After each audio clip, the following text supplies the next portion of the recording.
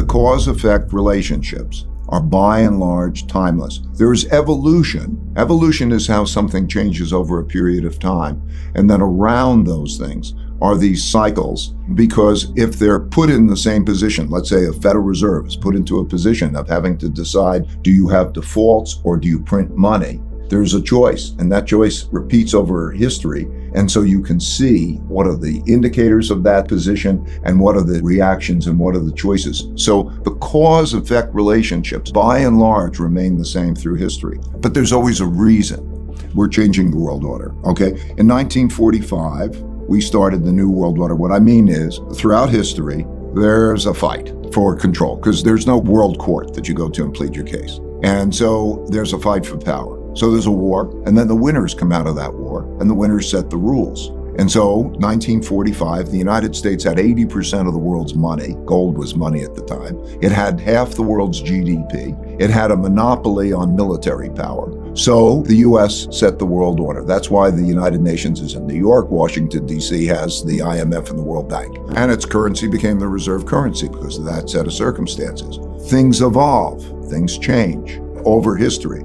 So the three big things that are changing now that haven't occurred in our lifetime is the amount of debt and money creation, which affects the value of money, and you could see it affecting what's going on every day. The large debt puts central bankers in a choice. Do you pay it back with hard money, or do you pay it back with printed devalued money? And if you pay it back with hard money, it's hard. In other words, that's when you have debt crises. So in all cases, they eventually print money, and that produces inflation. That's the place we are at this moment. Okay.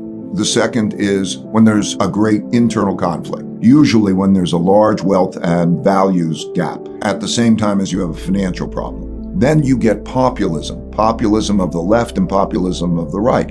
In other words, those who feel disenfranchised want people who are going to fight for them. They don't want compromisers. They don't want them to be in the middle, because middle means that they're not fighting for them. They want them to have guts. So you have populists of the left, and their positions harden, and there are no compromises. That's why we're potentially in a situation that you could see in one of these elections, maybe in 2024, that neither side would accept losing. Perhaps we see that. Maybe you don't follow the rulings of the Supreme Court. Anyway, these things have not happened in our lifetime, but they happened many times in history. So if you look at that, you see from those patterns why the gaps become greater and the positions harden, and you see the dynamic. So that's the second.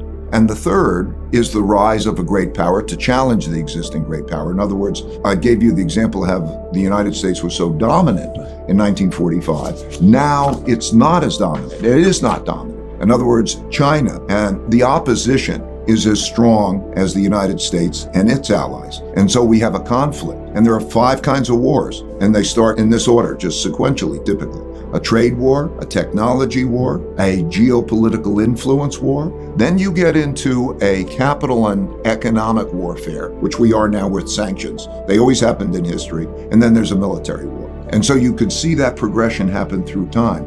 I think that there's a tendency to look at the economy in a rearview mirror, seeing low levels of inflation, and also not understanding monetary inflation. There are 2 types of inflation. There's an inflation when the demand is pressing up against the ability to produce. So we had that kind of inflation. Unemployment rates go down and there's a limit to the capacity to produce. There's also a monetary inflation. And a monetary inflation means, very simply, if you produce more money in credit, if that increase is greater than the production of the goods and services, prices will go up. It creates a spiral, which we're seeing now. In other words, the selling of bonds. So it makes the imbalance become greater, because not only do you sell the bonds to pay for the deficit governments do, but holders of bonds choose to sell bonds because they're not producing a good real return.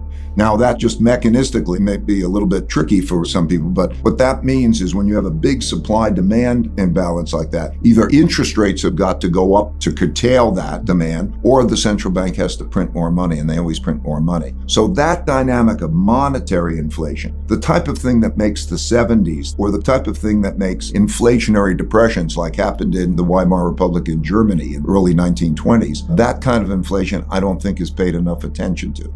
Inevitably, there's a certain amount of debt that has to be paid. And one man's debts are another man's assets. And the more debt you have, the bigger the problem is. And so when you have a lot of debt and you have to pay it back, you're either going to pay it back in hard money, or you're going to pay it back in depreciated money. And that becomes the choice of the central bank. That's why you get stagflations. That's why we have an environment like we have now. You have economic weakness. You have a stagnant economy, low growth, and with high inflation. And that happens through this monetary situation that I'm describing, in which the central bank tries to deal with a middle course. In other words, what does the central bank want? Not too high inflation and not too low growth. And so when there's a lot of debt, because one man's debts are another man's assets, it becomes very difficult, a balancing act. And that is when you have stagflation, when you produce it. So just like in the 1960s, late 60s, we spent a lot of money on guns and butter, we called it, right. The Vietnam War, social programs, and so on. We wrote too many checks relative to the money we had in the bank, which was gold at the time. 1971, the devaluation.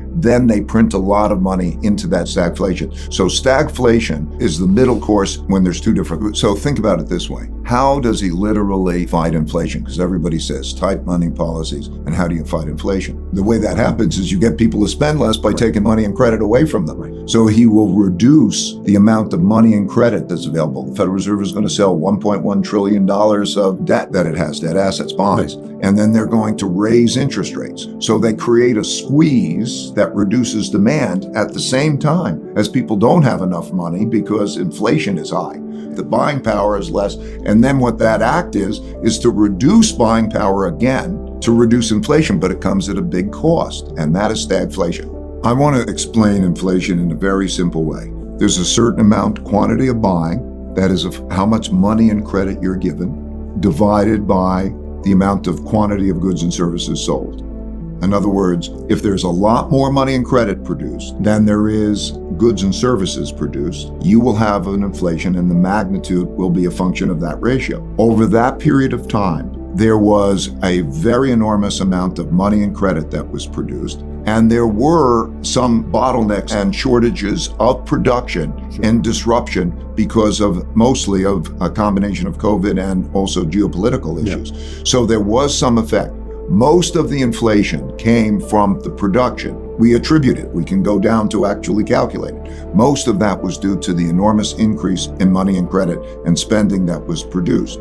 If you now look at the United States, it's no longer dominant militarily. It's no longer dominant economically because China has become comparable and is a larger trading partner with other countries than the United States is, the amount of trade and so on. It's a very unique power. Think about it. You can print the money that the world will accept. Now that means when they accept it, they buy your bonds, they buy your debt. That's what they hold these in, which are promises to receive this currency that you can print. So there are two things now that are jeopardizing that position. Dollar's now strong, but there are two things, we want to hold on to that position. Two things that threaten it. First is the printing and devaluing money, but all countries right now are doing it. So in all countries, currencies are depreciating against goods and services prices. And then the other issue, which is interesting, is the weaponization of the dollar in the form of sanctions. America is certainly in relative decline. In other words, has been. Education is not the same. Military power is not the same. Economic power is not the same. If we're